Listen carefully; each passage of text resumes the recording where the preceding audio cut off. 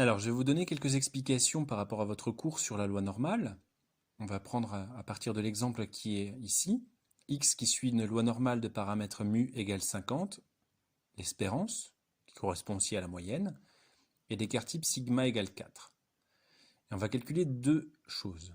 La première, c'est la probabilité que x se situe entre 40 et 60. Alors, on va utiliser la calculatrice, et sur la calculatrice, on va chercher normal frep. Alors, normal frep, on va le trouver dans seconde var, donc dans distrib. Vous avez l'habitude de chercher dans ce menu. Et dans ce menu, on va chercher normal frep. Il nous demande un certain nombre de paramètres, 4 paramètres pour être précis. Il nous demande une borne inférieure. Pour la borne inférieure, on va mettre 40. Pour la borne supérieure, on va mettre 60.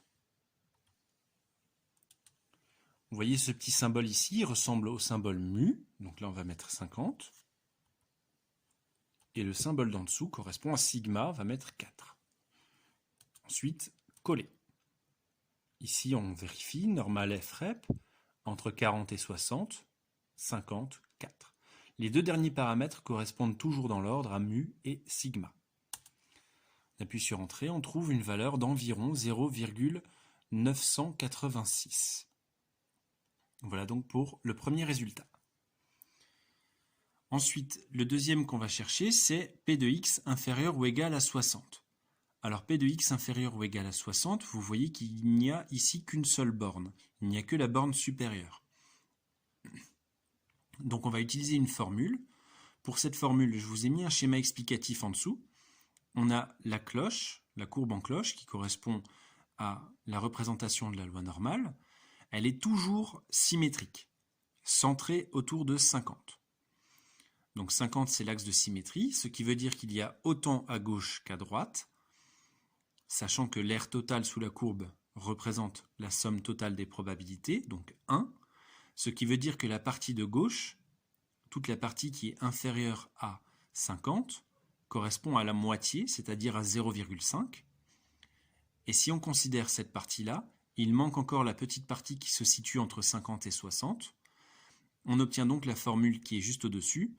P de x inférieur ou égal à 60, c'est la moitié, donc 0,5, plus le petit morceau qui se trouve entre 50 et 60, donc plus P de x compris entre 50 et 60.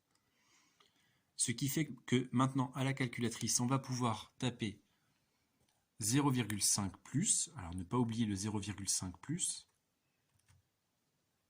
alors 0,5 plus, et là, on va chercher normal frep de nouveau, donc seconde var, normal frep. En borne inférieure, on va mettre 50. En borne supérieure, on va mettre 60. Mu et sigma, c'est toujours 50 et 4. Coller, Entrée. Et on obtient bien un résultat qui est supérieur à 0,5, ce qui, on pouvait se l'attendre, était le cas. Environ 0,994. Attention toujours à l'arrondi. Cette même probabilité, on aurait pu l'obtenir un petit peu d'une autre façon. En effet, on a P de x qui est inférieur ou égal à 60, ce qui veut dire que, pour une loi normale, on va de moins l'infini jusqu'à 60.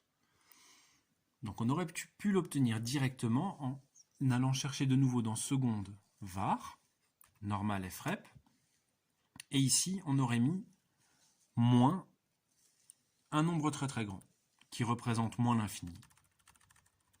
Autrement dit, ici on va de moins l'infini jusqu'à 60, mu toujours 50, sigma toujours 4, coller, et observez qu'on obtient à peu près le même résultat jusqu'à ce chiffre-là, le numéro 2, là, qui est en réalité un 1. Vous voyez qu'il n'y a pas une énorme différence, donc à moins qu'on vous demande d'un arrondi à plus que 6 chiffres après la virgule, vous aurez toujours le bon résultat. Alors une autre explication maintenant, que je vais faire au tableau, pour vous expliquer un petit peu l'importance de la symétrie dans une loi normale.